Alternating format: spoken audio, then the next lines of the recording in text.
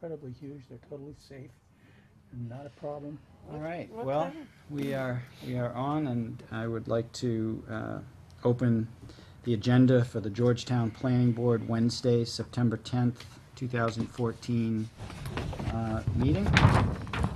Before we proceed with the agenda, I just want to introduce the new administrative assistant, Mary Ellen Feener, who has decided to start this week, so she's starting off with the planning board, so it is game week. And she's bringing lots of credentials and a lot of knowledge and a lot of experience with another planning department. So if I'm not available and you get her on the phone, I'm sure she'll be able to answer any questions. That's fantastic. Wonderful. A couple days first. What but was, yes. I'm just We've curious. had a couple. Too late, We've yeah. had a couple, and it's proven. So Okay, good. Great, that's wonderful. What did the planning board, did you, Town of Essex. oh, So nice community. I've been there 10 years. 10 years. 10 years. Long A time. similar role? Mm-hmm. Yep. Cool. There's no planner. Well, there is a 5-hour-a-week planner. Yeah. So it's a little different, but yeah. 5-hour. basically a clerk for the board and a clerk for the planning office. So Yeah. Well, I suppose, good luck is in order. No, it's been great so far. I think you got a good guy that you're working I with. think so. Wonderful, yeah. Make his life easier. yeah. So we have no minutes. We'll be catching Move up those on to the next those. meeting. Yep. They'll be moved to next meeting. Is there anything in the correspondence that anyone wants to talk to? Otherwise, we'll Well, I just want to correspondence. point out, Town of Georgetown, the fire department issued a letter about Stone Pantry, which you'll hear tonight for the first public hearing. And I provided at tonight's meeting a revised agenda, which adds in Kopelman and Page. They sent us some legal opinion at the request of the town planner and the planning board regarding the Pond Street A&R. And also, under new correspondence would be H.L. Graham and Associates has issued a technical review report, number D-6 for Turning Lane. And basically, his last review only had 3 minor items of request, so. Okay. And they're provided in the supplemental packet tonight is an A&R the planning board received today. So I just wanted to hand it out tonight's meeting, so you have 2 weeks instead of just the weekend to go over it. Thank you. Very thoughtful of you. All right. That helps. Vouchers. We have 2 vouchers, Bring up the. and we have one for Joseph Merritt at $4,445, and one for the town planner, $173.42, for a total of $4,618.42, and the receipts are attached within. So, do I have any questions or a motion to approve? So moved. Second. So there's been a motion to approve the 2 vouchers in the amount of $4,618.42 as presented, seconded by Bob Watts. Any discussion? No discussion, all in favor? Aye. Okay, moving on to public hearing. 105 East Main Street, site plan approval. You approve the vouchers? Yes, we did. Thanks. Please be sure to sign on each line as it goes around.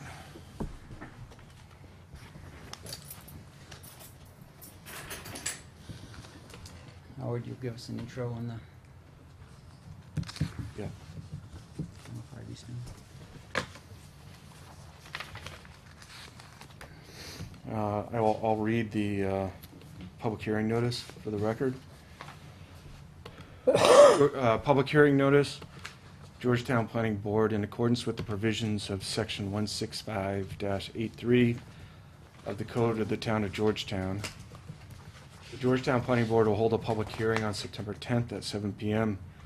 in the third floor meeting room at Georgetown Memorial Town Hall, 1 Library Street, to consider Donna Molson of Bedrock Realty Trust LLC, application for site plan approval regarding a proposed development consisting of an interior build-out of 1,875 square feet and associated site improvements for the purpose of a retail use at 105 East Main Street in Georgetown. The property is located in the residential A zone district and commercial C zone district. And this application and plan is on file at the planning office for inspection Monday through Thursday, 8 to 4. And any person interested or wishing to be heard regarding the application can appear in person, agent, or attorney at the time and place designated. This was advertised in the Record on August 29th and September 5th. And so Donna's here to talk about Stone Entry. And Donna, they received a copy of the application you gave me. Okay, So they've read the mission statement. yeah, And okay, we have a little bit more too, maybe this will help. This is just an example flyer. Yeah,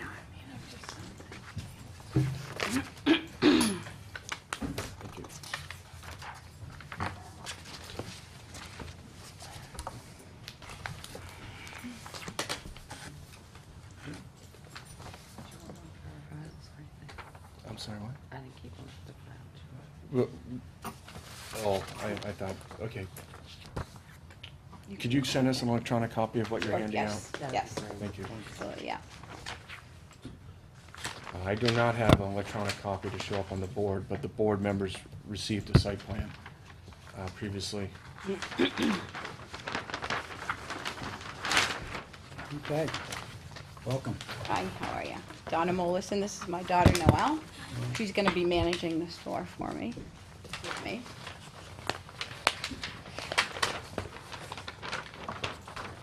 Like that Yeah. This site plan application is for interior space over in the building known as the Georgetown Building Supply, AKA Honeydew Donuts, and AKA Georgetown Liquor. This is the last space to be occupied, I Yes, believe. yeah, it's the last store, yeah. So the board is familiar with this property from 2 previous applications. The most recent being Hydraulics Plus, which was the building in the rear, which was in the residential A district, as well as the not as recent Honeydew Donuts application, which the board considered a lot of the vehicular traffic in the parking area and landscape improvements and so forth. Was there anything that you wanted to add? No, I just wanted to, Okay, really don't have anything to add, no. all right. So back to the board. If the board has any questions at this point in time, everything seems to be pretty straightforward. I don't see any need for technical review, and the site's all set, and Yeah. so. The only question that I have has to do with the entrance and exit. Every once in a while, coming home from work, I come down 95, and I come up 95 and in the 133 in the center of town. And there's almost always somebody coming out the entranceway. I know. I'm just wondering if you've had any thoughts about that, maybe narrowing the entrance. I don't know, but I mean, I think people just need to get used to, they just need to train themselves to go in and out. I mean, you're gonna have some people that just go out they just do the reverse. But for the most part, it's training people and just getting them to well, follow the arrows. There's enough signs, there's enough arrows. And for so long, it was less structured. Absolutely. And people just came in Right, the middle of it, right, which way. right, so, And it's better. Yeah, Much better. yeah. And it's much better looking. It's a much nicer facility. yeah, good. Yeah. I'm just worried that someone, Well, I think we don't really have, like it's down at the other end, I don't know, it's down at the other end of the parking lot. I mean, it's just, seems to be different hours it's busy. You know, I don't Which is a see. good thing. I It mean, is, but you know, going through Georgetown in the middle of the day at 3 o'clock, it's terrible going through there, or 5 o'clock, so I mean, I don't, The one thing I've noticed driving through is they do have the signs up that were requested by the board, Yep. and some people see traffic coming, so they skirt in on the first left as opposed to going down the yeah, road they away do, from the yeah, traffic. yeah, they do But that. the one thing that I appreciate the wider Mm-hmm. curb cuts for is the fact that they have the semi-trailers coming in and out. And so the turning movement's facilitated with Oh, that. yeah, that would So, really, yeah. And it actually probably makes it safer for people to do the wrong thing, because there's Right, some wiggle right. room there. Yeah, But, right. So when the site plan was approved, all of the units were approved as part of all of this. So, no, just the leasehold was approved for Honeydew. no, I don't mean that, but the building had been The carved building up predates into- Yeah. subdivision, predates the 50s. No, no, I- 1957, no, yeah. no, I know that. Yeah. The building has now been partitioned into these units, right? Honeydew is in one and. Right. Mm-hmm. Those partitions, those units were part of the plan that was when this was approved and these changes were approved, correct? The interior partition of the building was not considered with Honeydew.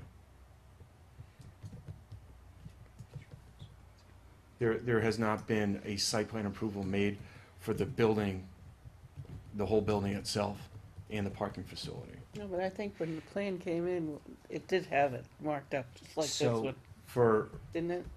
With honeydew and then, but I believe it did, Yeah. but that wasn't part of any site plan decision or approval. So the site plan decision, this is just because I was not here during the, so the site plan review for this parking lot, that was for and only when Honeydew applied? Right. right, And so, at that point in time, were there discussions about the signage and the Mhm. width of it and so on? And The Larry striping Graham and adding the landscape islands. and the technical review agent went through all of this and so on and so forth? Yeah.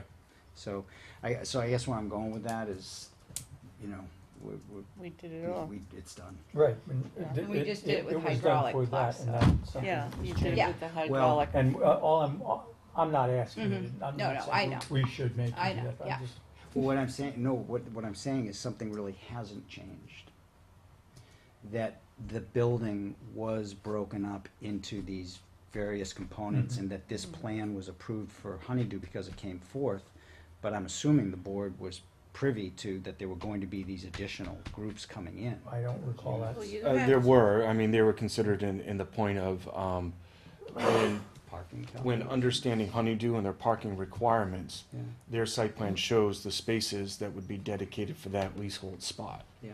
And then making sure that the Georgetown Building Supply and the liquor store had enough parking for their areas in front of their leaseholds as well. Yeah. So, You know, so anyway, I just wanted to clarify the history of Mm-hmm. that and, just to add to that, Rob, one thing that the board and the owners considered when Honeydew came in was this was the beginning of a certain, if you will, revitalize effort that was gonna go through. yeah. And this being the last of it.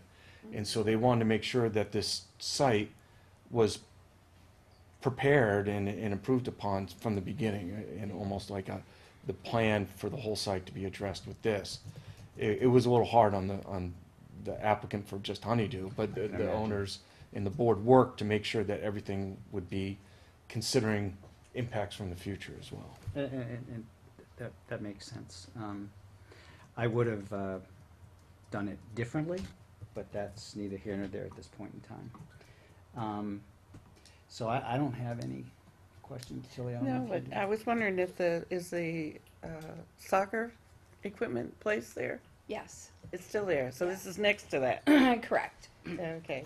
And the other question is, everything listed here is all packaged and All already. prepackaged, You're nothing, not I'm gonna not make selling anything sandwiches? that, no, No nothing like that. sit-down No. facilities, No, nothing like that? nothing like that, absolutely nothing like that. Okay. Sounds great. Yeah, it does. It's making me hungry. So can we, what would be the next move to, a motion to, Yeah, for the purpose of you're in a public hearing, right? you need to have in the record the fact that you've asked anybody that's attending the meeting that may be also in favor, and then anybody that's Well- opposed. Just so the record reflects the fact that it was Would those asked. people back there like to please stand up? No? Okay. Anybody from the public want to say anything? Seeing nobody from the public is here. Then if you're fine with approving this, then you can close the public hearing and request the applicant come to the next meeting with a Mylar for the board to sign, and I'll have a decision prepared as well. I'm good with that. You guys good with that? I'm good with that. Great. Do we Sounds want- good. Do we want to take a vote on that? Yes. Absolutely. To approve? Vote to close the public hearing, I move. and then vote to Approve. have it continue the public, for this matter to be picked up at the next planning board meeting. So moved. No, you can't so move on me, sorry. I move we close the public hearing and Yeah, second it. So the motion has been made to close the public hearing for 105 East Main Street, site plan approval, Stone Pantry, and continue the project to the next, is that 9/24/14? Yes. The 9/24/14. I make a motion to approve the site approval application for the Stone Pantry. a second. So there's been a motion to approve the site plan as submitted, and it's been seconded. So let's take, we'll take that one since you just made that one. Okay, all in favor? Aye. Aye. Aye. So 3-0. And then as far as closing the public hearing, I don't know if we need to do that one first. You but just did. we already did with that. So at the next meeting, Donna, you'll have a Mylar for the board to decide, to sign, and I'll have a decision Okay, for them to sign as well. great, okay. Good luck. Thank you. Yeah, Thank yeah. you. Thank you. Bob, you can just hand me one of those.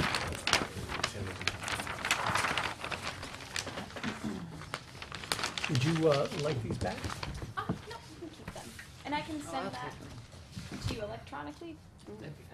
Let us know when you open. Okay. All right, so I would have thought to. next item on the agenda, members of the board or from the public, reports or concerns. Seeing no one from the public, we have, number one, Howard, you want to talk about the zoning map? Yeah, I'm pulling it up right now, and,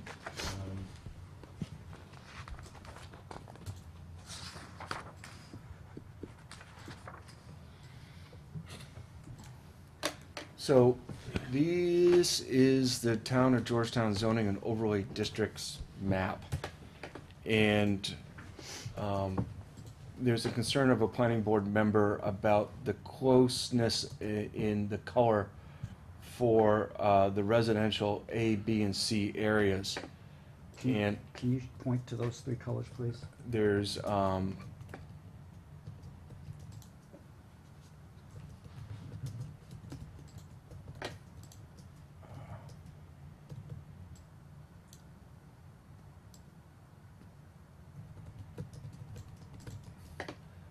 here's an example right here. There's residential C, B, and Lakeshore, which is the central. Okay. Here's downtown. So the concern is that over time, these colors tend to fade a little bit with their pigmentation, and the colors tend to be hard to read. And I agree that there's an issue with my map. When you pull it up, it's often hard to find out if you're looking at the residential A, B, or C district. Now, the yellow is a color that's recognized as a standard land use planning color for residential. But right now, the Open Space Committee and the Planning Office, as well as the Conservation Commission, are in the final stages of reviewing the Open Space and Recreation Plan. So it's our final effort to make sure that the zoning map gets slightly modified to try to make sure there's a better contrast with these colors. Harry, who's not here at tonight's meeting, was the one that wanted to bring this issue up. There is some difficulty with the hatches, but there are some overlay districts, and I believe they work well, but it really is just with the residential color. It would seem to me graphically the logical color to go at would be the darker yellow. You've got the lightest yellow, which is, can't really get much lighter than that, otherwise It's almost white. And so then it seems as if the next middle color, yellow, is a reasonably good separation. And so if that other yellow there gets darker. This is outside residential. Yeah. So So those yellows get is darker. the official map in electronic format or in hard copy? Because The, it's an the official electronic. zoning map This is not- hard copy. The official one, the Yeah. reason why I ask obviously is if it's soft copy, we don't have to worry about it fading. Right? If it's hard copy, then it will. Yeah, there's an issue with it. With And the that would hard of course copy. depend on what kind of ink was used, how it was created. Yeah. But in the electronic versions that you can pull up on my map, quite often there's a difficulty in the In discrepancy rendering, between. yeah, I mean, that looks greenish to me. Yeah. The challenge with, so what, let me back up. Are we trying to, what is the goal of discussing this tonight? I think Harry's goal was just for the board to be aware that this was something that was going on. Okay. And there'll be a slight change Oh. to the colors. Okay, all right, well, that makes sense. And then, sorry, Tilly. I interrupt you, what is the difference, can you explain which? This define is central the- residential, and then this is residential B, and then this is residential C on the outside. And then the hatch patterns is the floodplain district, and then the blue is the water conservation areas, the floodplain district, I'm sorry. The water resource district is the hatched. Who developed this plan? This is managed by Merrimack Valley. And we've made them known of this, so they're just looking for some markups. I would caution against changing more than one color, I just mentioned that to them. I think the color that needs to be changed is this darkest one right here. Because if they do start playing around with two colors, then all bets are off and everything starts changing. Yeah. And color's the most relative medium that there is. There is nothing more relative than color. It changes depending on the day. You must have another map though that doesn't have the floodplain, like that overlay. That's all covering the RA district. Around the ponds and down here and Main Street. Right, well, I can, it's GIS based, so I could take off the overlay districts and just have the zoning districts. I see, yeah, that's, That might be helpful at some point too, to have more than just one map. Yes. yeah, right. Okay. One other question, I noticed when you, when you zoomed in, it looked as if, some properties were bisected by Yes. these zones. Yes, there are. When some of these districts were drawn, they were drawn. A good example is, do you see this line and that line? Mm-hmm. When Interstate 95 went through, they did 1,000-foot offset from the center line of Interstate 95, and that went up. And then over time, as development occurred up in these areas, they adjusted, any zoning changes got adjusted to the actual property line.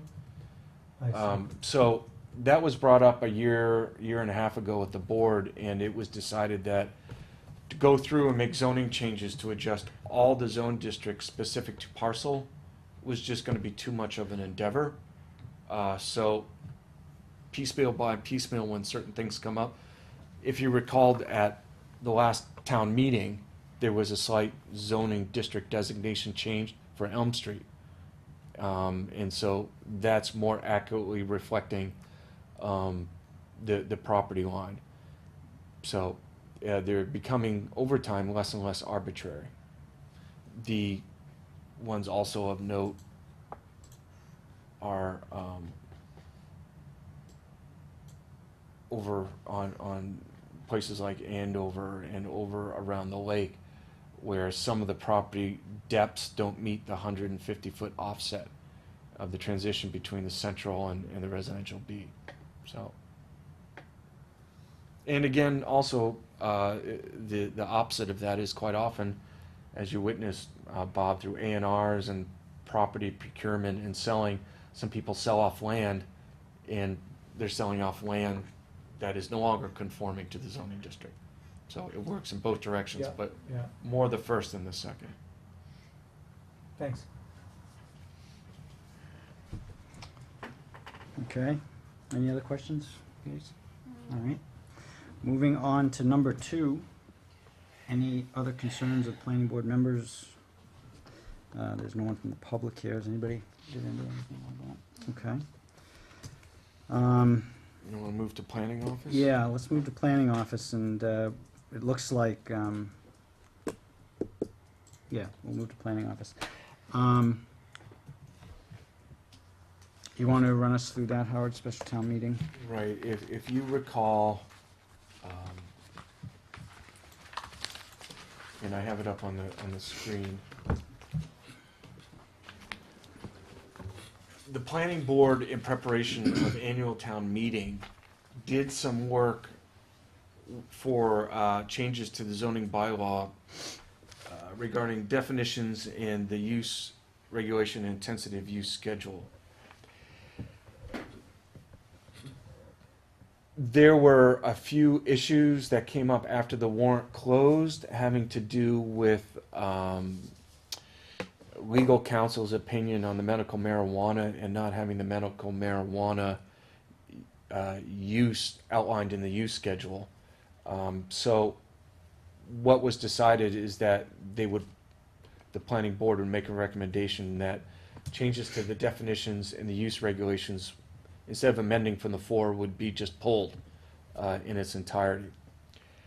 So with the warrant now open for special town meeting and closing the end of September, the board has a chance to advertise and hold a public hearing to consider, once again, the definitions and the use regulations with the concerns that were in the definitions and use regulations for annual town meeting removed. So this is a very simple process, and this is so the board has some work accomplished for a special town meeting. And to better describe what I mean is, for annual town meeting, under definitions, the planning board had added in solar energy facilities, they had added in a definition for wind energy facilities, and they had added in a definition for medical marijuana. Those have been removed. So now, what the planning board had vetted in public hearings before, and will consider once again, is what they agreed to for a definition for an open space residential and medical office, and those are under definitions. In the use schedule, what the planning board had considered for annual town meeting this year, it also considered adding in the use schedule wind energy, solar energy facilities, and medical marijuana. And again, as I said, legal counsel suggested, and recommended rather, that medical marijuana not be placed in the use schedule. So what the board can consider for special town meeting is currently in the bylaw. There's in my opinion, an arbitrary category that is at the same level of description as residential use, commercial use, industrial use. At the end, there's a category called other. And so I have worked with the zoning code enforcement officer as well as with the board in deciding that, okay, we're gonna move organ making out of other uses and place them under business use. Signs goes under business use, because obviously signs aren't allowed in, a certain extent in residential. And then commercial radio and television transmission in the industrial use category. It just removes an arbitrary section of the use schedule. So what this public hearing notice now shows does not necessarily reflect what the board is going to have recommended to the selectmen for inclusion on the warrant. Through some discussion of the public hearing, you may just modify the residential development, the medical office, and possibly any of the permit designation for the uses. But this is in general what the board is considering. When do we have to wrap this up? The notice can be made so the planning board can take this up in a public hearing in September. The warrant closes after that, but shortly thereafter, there'll be clarification of what the warrant needs to read before it goes to town council. So, is that, You could do this all in one meeting, yeah. but I'm just wondering what the cutoff date is. the cutoff, I would say, is no more than 2 meetings of the planning board. And at the second meeting, you can make the recommendation to the selectmen for any changes to what's being on the warrant. Because they can open and close the warrant after. Okay. There is a restriction on when you, and I haven't looked at it, but it might be 6 months, that when you have the hearing, you can't have it any further away from the town meeting that you're planning on presenting it. Correct. There's a limit there. Right, that's what happened with the medical marijuana. Right. It wasn't, they didn't hold the special town meeting last year, Mm. and the 6-month viability of what was done Yeah, created, the board had to reopen the public hearing process on it. yeah, we're limited on the time frame. So So if that's you were what to you gotta bring this keep up and special town meeting is not held, you would need to bring it up in a fresh public hearing again for Yeah. annual town meeting, but I don't think it will be canceled. All right. And, you know, with the schedule of the warrant being opened and when it's gonna close and when the board can get this accomplished, you're not gonna be pushing up against the deadline of getting the warrant off to town council for review. And you're still within all the notification deadlines that's required by the state. Mm. And you're just gonna correct that CC that got slid over? That's already done for the public Oh, hearing. okay. Right. That was an odd Yeah. tab. I don't see A down here, and I don't see D up here. Am I missing something? It's not listed there. It's in your, let me see, it's right here on your. This doesn't relate to the Os and the Ps, but that's something that can be clarified. No, you have this list here. Is this still gonna be there, right? Use regulation schedule. yes. That defines your numbers and your alphabet, rather, and your lettering. The next page, No, it's in the zoning ordinance, yeah. which we don't have a copy of. But that may be, Bob, a change that needs to be done for it to clarify what the D and the A is. Yeah, but, I don't know if you. A is just a permitted use, I'm sorry.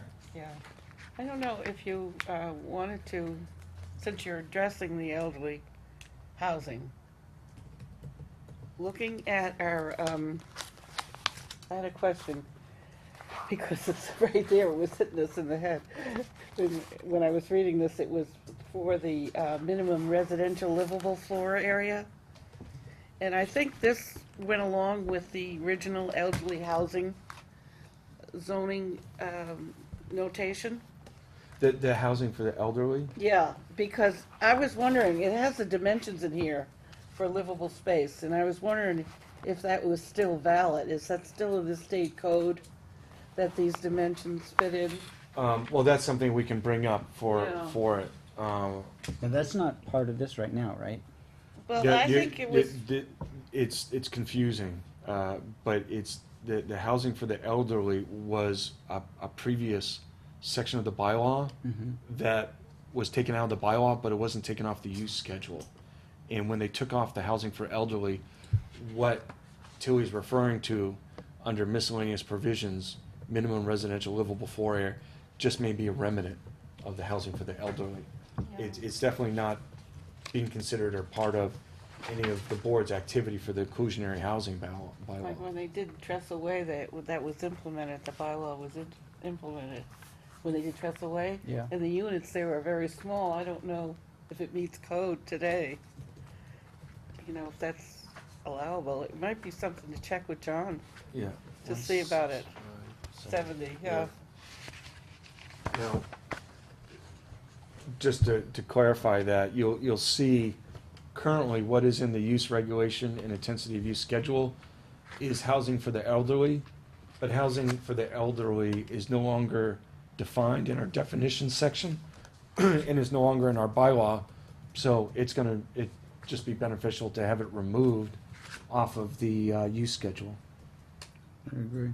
Yeah, housekeeping thing. One issue that you run into is if something's on the use schedule but is not defined or in the bylaw, is that it allows an applicant to create the definition themselves. So by removing housing for the elderly, you're gonna remove a potential issue in the future. Okay. So with those changes discussed tonight, I can issue tomorrow to advertise in the Georgetown Record. Sounds good to me. Robert? Yeah, Good. yeah.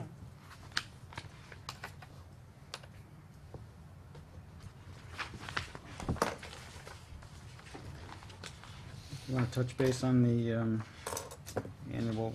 Yeah. As the name implies, there is a annual report issued by various departments. The planning board and the other departments need to submit by the end of September. And I'm trying to pull out my copy. There is, with the annual report, an annual clarification that needs to be made.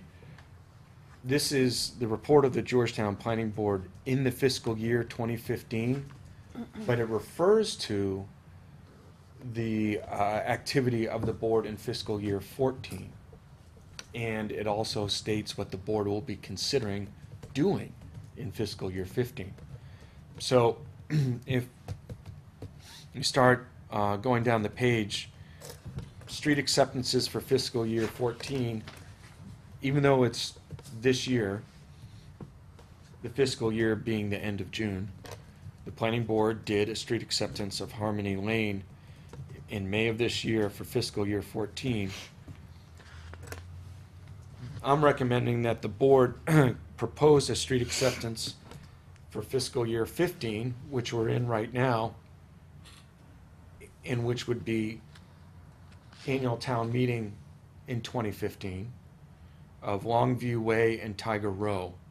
Wow, I thought they were already done. Those are old. Those are old subdivisions, Oh, about the same age as Cedar. And we just did Cedar. I wouldn't, So jeez, I thought, the zoning bylaw amendments for fiscal year 14, the board accomplished the medical marijuana bylaw.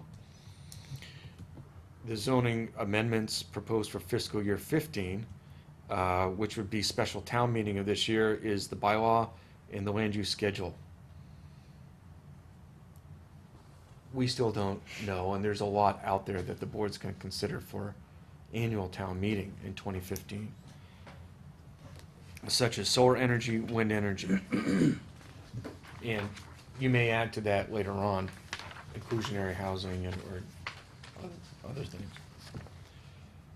Next page is what the board considered for A&Rs in fiscal year 14. Straightforward. Site plan special permit, what we considered in fiscal year 14. Subdivisions that you considered in fiscal year 14. Now, you considered them in 14, some were approved in 14, and some are continuing. So that's clearly noted about filed status and action. Active projects that the board is hearing for a special permit and subdivision. And that's basically all the elements of the annual report that the planning board does. So I added this to have the planning board have a look and to see if I missed any development projects, or if you want added to anything the board will do for bylaw, such as the inclusionary housing. I can add those in. Well, I think we should wait for the other people to be part of this. That's fine. But we can bring this up at the next meeting too. We just need to have the report back in by the end of September. Yeah, yeah. I mean, I only speaking for myself, but I think that the housing bylaw obviously wants to get included.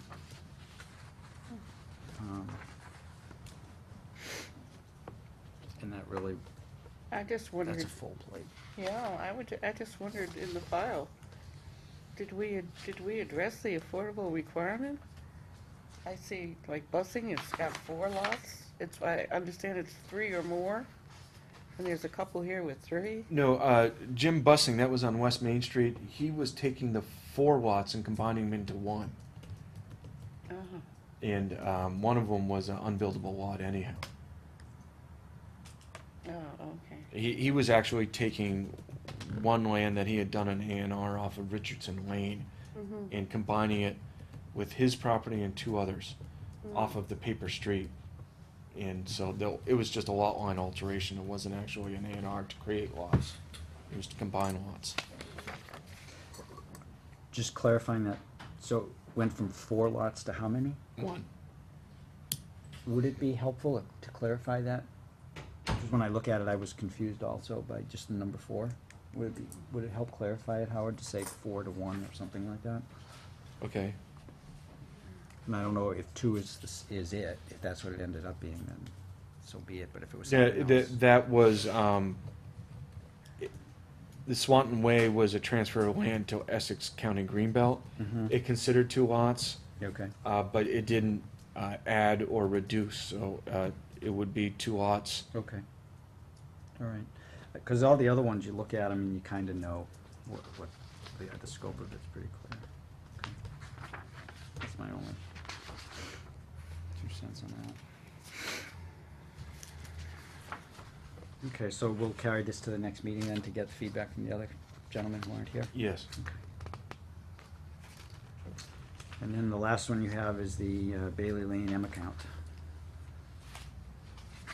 Yes.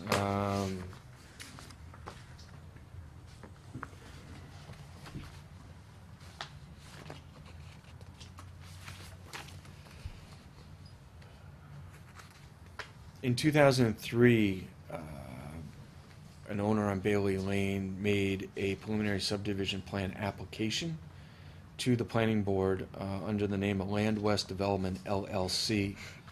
And at July 23rd meeting, the preliminary subdivision plan application was denied by the planning board. So I believe after 11 years, the board is able to close the escrow account. There'll be no further action on this, either preliminary or definitive. We need a vote on that? Yes. Okay. Move we release the, you said M account? Yeah. The M account, in the amount of $1,910.91, $110.91. held in the name of Land West Development LLC. Second. So there's been a motion and it's been seconded to release the escrow funds in the amount of $1,910.91 held for Land West Development LLC. Any discussion? Seeing no discussion, all in favor? Aye. Unanimous of the three. Okay, we'll sign that. And then, There's, on the Muni report, there are approximately 22 M accounts that the planning board is overseeing. Out of those 22, one is the originating account. There's just no record of how that account was created, so that's gonna be in perpetual. does it have a state- name? It's planning board account, so it's a conglomerate Huh. of probably previous 60s and 70s that was put into one account, and we just can't find any record Can, of what can we we did. find out maybe from Copeland and Page how we can just get rid of it? Give it to the town? You need to. It's you. Is there You a need to process? release you need to release the funds back to who opened the account. So we just can't say we don't know who it is. We're gonna take it. So I'll check in with Copeland and Page, but it's more. I'm going by the understanding from the financial accounting offices of what we can and cannot release and how. Just make sure we do it right. Yeah, I mean, that's the point. I mean, just to have it sitting there. I mean, we could give it to the Cub Scouts or something. Just No, having you it. can't do You know, that. You have to you know, declare it I think- as I think you understand what I'm saying, is that Put it in the general if we fund. don't have a record, if we cannot create a record, It should go in the general This- fund, I would think. Another page. too. yeah. Okay. If we have to mail them out to the best known address. If they come back, the accounting office needs to hold on to it for 3 or 4 years and then declare it to the Attorney General. So it's a process, but we're cleaning it up. So out of the remaining 22, 10 are still active, so Thank you. we're still looking at the other 10. And a lot of them are special permits, so we just need to make sure that the special, permits have been satisfied. Okay. you've done a great job on that. Wendy was helpful with them too. Yeah. She liked doing the investigative work. Yeah. So, that closes the planning office portion of the agenda and brings us to old business.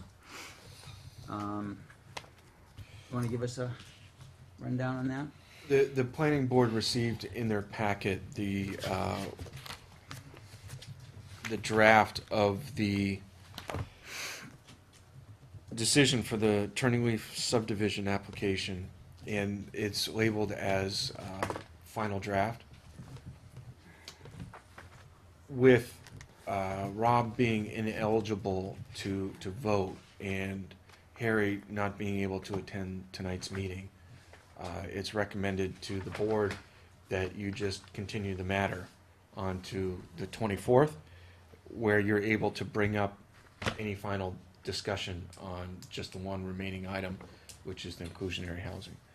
All the other matters have been reflected in the draft. Included in your supplemental packet tonight is correspondence from the technical review engineer with 3 items. In my opinion, they're very minimal, and they can all be addressed by the applicant and have the final set in Mylars at the next meeting for the board. So is the assumption that the applicant will just respond to the technical review agent's letter and make those changes? As seen fit. And one of them, Do we want to talk about them? you can, Larry's, the letter, right, and we can quickly talk about them, and I'll just clarify for you. A couple matters.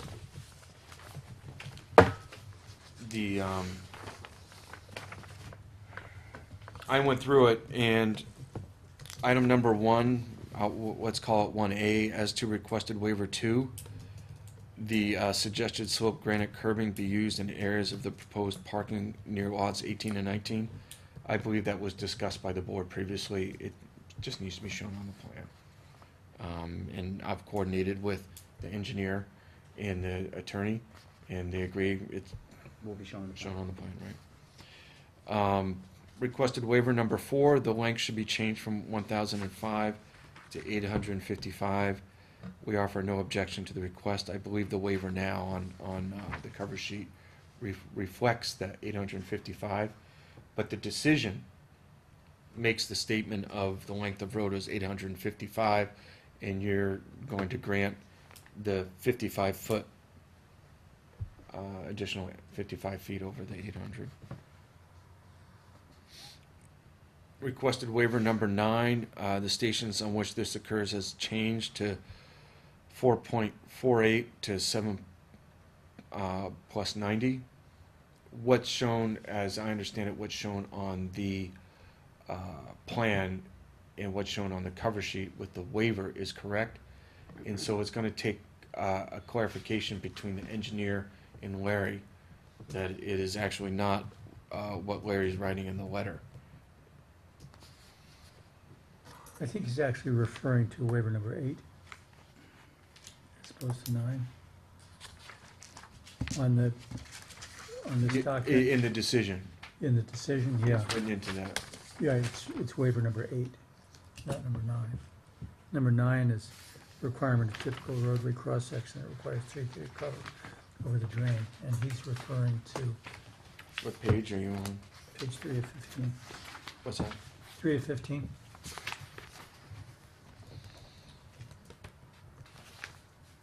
I think it's a typo, just fat fingered it. Well, as requested, waiver number 9 is what's on the cover sheet, so you're correct. It's actually number 8 in the decision. So that's something I'll have to clarify for the next meeting. So that item needs to be clarified then. Yeah. All right. Item number 2, we previously recommended that the site distance improvement plan for the Marlboro Road, Tenny Street intersection be included as sheet 21 of the plans. In discussion with the engineer, he doesn't believe it's necessary to be included as a sheet number 21, but it is referred to in the decision. So what we agreed we would do on page 6 is to revise item J. So item J item J is currently written as developer to enhance the available site distance by approximately 40 feet at the intersection of Tenny and Marlboro to the extent that the visual impediments lie within the town's right-of-way by cutting back the bank and to relocate the existing sign. For westbound traffic on Tenny Street, further east on Tenny, install a new sign identifying the approaching intersection. And to satisfy the technical review engineer's comments, in discussion with the applicant's attorney and engineer, we would add the improvements as documented in plan labeled topographic plan, Georgetown, Mass, showing intersection of Marlboro and Tenny dated June 3rd, 2014, as presented in public meeting of June 11th, 2014. Because it was made part of the record during that public hearing, and it will be in the decision. Does that make it, I'm assuming the reason Larry wanted it as part of the set was that that's the stuff that ends up being out on the site, and that's the stuff that people refer to first, and it's easiest to find the information. So if you were to make that modification, is it easy to find that information, or is it gonna be quite a hassle? No, it won't be a hassle because it will be on file in the planning office, and they'll be able to come in and get the 20-sheet construction document set in this final, because it was presented to the board as a graphic representing what the improvements will be, Yep. and less of what a construction will accomplish on there, because there'll be unknowns and variables and things. So it was more of a presentation of this is what we're going to do to fulfill some of our waivers and mitigation.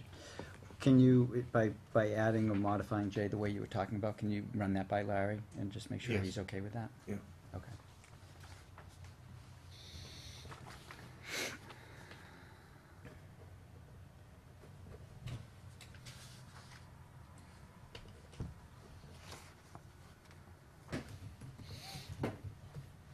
And then item number 3 is the proposed parking area near lots 18-19 show no perimeter curb around it. He had previously recommended slope granite. See list of waivers.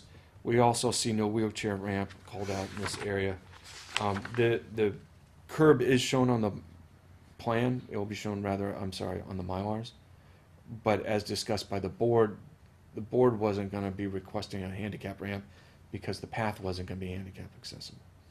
And the handicap ramp would just be there for somebody to park and use the path. So, I believe this is, the board's discretion is they're not gonna require the handicap ramp there. Which would be acceptable if the board agrees, and we did, yeah. Okay. And so, to me, those items are easily accomplished and clarified for the next meeting. You would think so. Check. So, can we just, we can just move this? Right, that's an update from the planning office regarding the turning leaf decision, so, I would suggest you just make a motion to continue the business of the board under old business for turning leaf to September 24th. Okay, do I hear a motion to that effect? Since I'm not allowed to make it to that effect, I'll more definitive. Yeah, I move that we continue our discussion of this until the next planning board meeting, where we can take up finalizing these pieces and the housing issue. I'll second that. So there has been a motion and it's been seconded to move the old business of definitive subdivision plan turning leaf revised decisions to the September 24th, 2014 meeting. Any discussion? Seeing no discussion, all in favor? Aye. Aye. I just want to add one piece of information for the board regarding turning leaf, is they have granted an extension of time to the planning board that expires September 30th.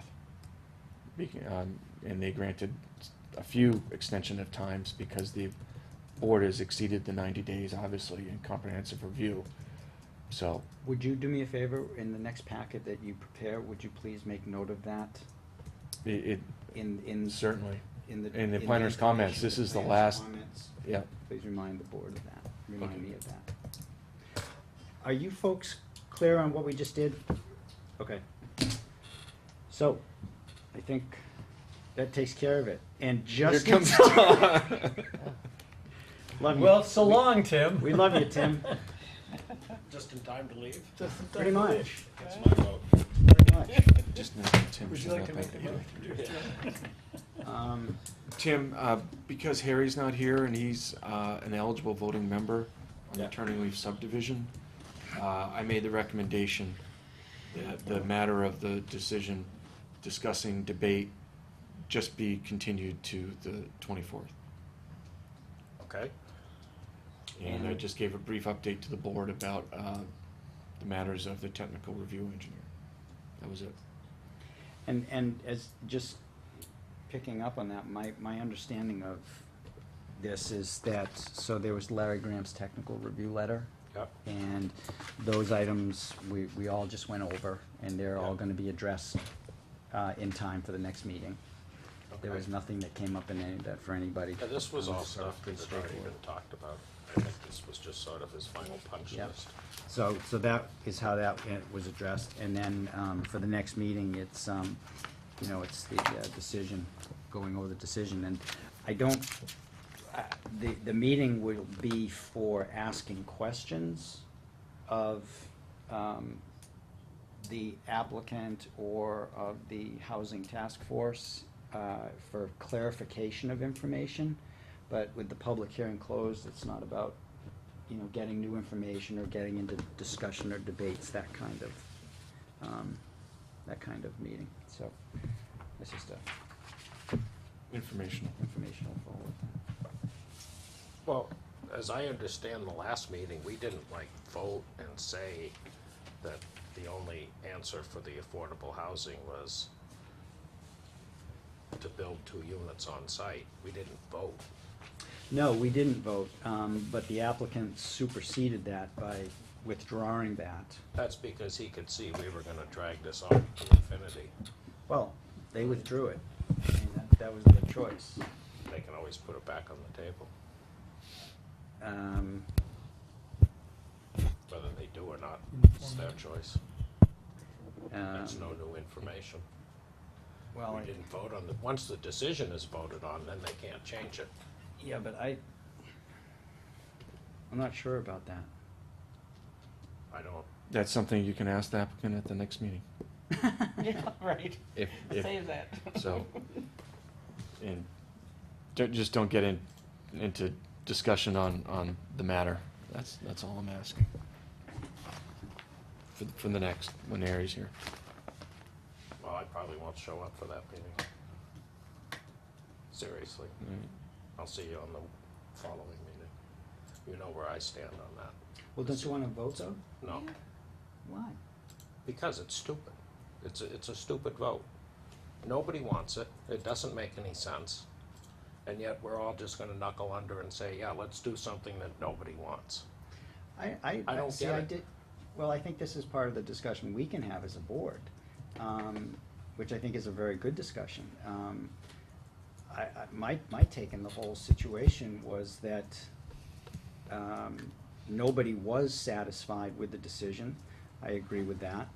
I also seem to recall that the only thing that the board felt comfortable with, the majority of the board felt comfortable with, that the ordinance and town council supported, was the 2 units on site. If I can interrupt, this is the type of discussion that I kind of wanted to avoid from occurring. Oh, I- okay. I really- appreciate you jumping in. I'm sorry. I appreciate you jumping in. Without Harry here, because Harry's going to have comments about this. Okay, The okay, whole so thing is we'll, gonna okay, open so it. we'll have it, I guess I would strongly encourage you to show up.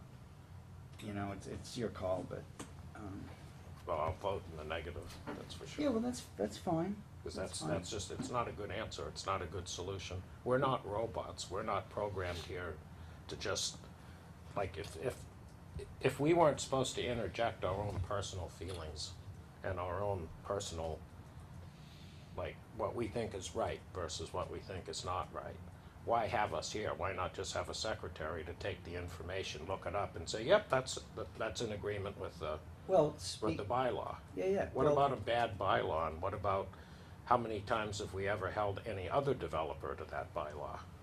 Well, I think, you know. And it came down to a matter of assigning a value. That, how do you assign a value to a lot that is sold when you don't know what the average price of houses in that subdivision sold for? So you don't. You take the money for the lot, and when the house is built, then you take the rest of the money. Well, you know, Doesn't seem like rocket science. maybe we just respectfully disagree with what we see as our roles as planning board people. I personally believe that our role is to enforce the ordinance as written to the best of our ability, and that when we're not sure, to inquire town council's opinion of what they think the ordinance is, and if we don't like an ordinance, we do not then just go in on our own and make our own decisions. That's how planning boards get into trouble historically over and over and over again. It also makes future applicants coming to a board not know what the rules are. They don't know what. You got to prevent arbitrary application of the But we've, bylaws. So- arbitrary application, we have never asked anyone else to do that. Well, I can't speak to that, but I'm just focusing on the point that you made about this bylaw, this project. I'm not talking about precedent or any of that. And, you know, I think the board actually made progress. It may be small progress, but they made progress in A, moving the project forward, and B, recognizing that the ordinance is poorly written and we have to fix it. And I consider that progress.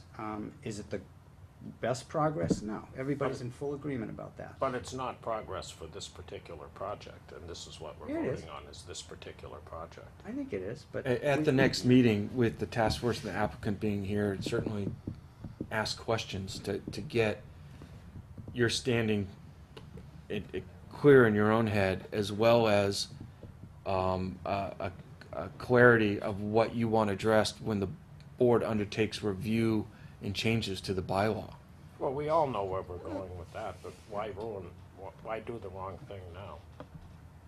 Why do something that the town doesn't want, that the board, that the, Affordable Housing Task Force doesn't want? The developer doesn't want it. He only took it because the bickering was gonna go on ad infinitum. He didn't want it. Well, he if town talk council, to you about I'm not that? going against town council, but. Because that isn't what he presented at the meeting. Well, we should You're talk, still- and you're still- we should talk, I mean, we can talk about, you It's a know, developer, what the though. role is of a planning board member as a planning board member Now- in general and things like that, Is- but we gotta. Do you avoid have them. any other, what I'm saying is, Yeah. did the applicant approach you beyond the board meeting? No, but I was sitting next to him in the board meeting. Because that isn't, you know, what we heard. We didn't get the minutes to that yet, so Yeah, they gotta write those up. that isn't what I heard. So we'll catch up on the minutes, and have those in the packet for the 24th. I think That it's a would be great. really valuable discussion. I think it's really important, Tim, and I think you're really important to having the discussion with us, because Well- I learn a lot from the other side with you in this one, and. But it's just I'll just be butting heads. I mean, my vote is cast, it doesn't matter. If Well- that's the decision, I'm voting against it, and it's just that simple. Well, that's okay, but what I'm encouraging you is to dialogue about it, is to talk about it with us, so that we all can understand how we wanna change and make this bylaw the best bylaw it can be in the future. But that doesn't help this. That And doesn't that's- help this project.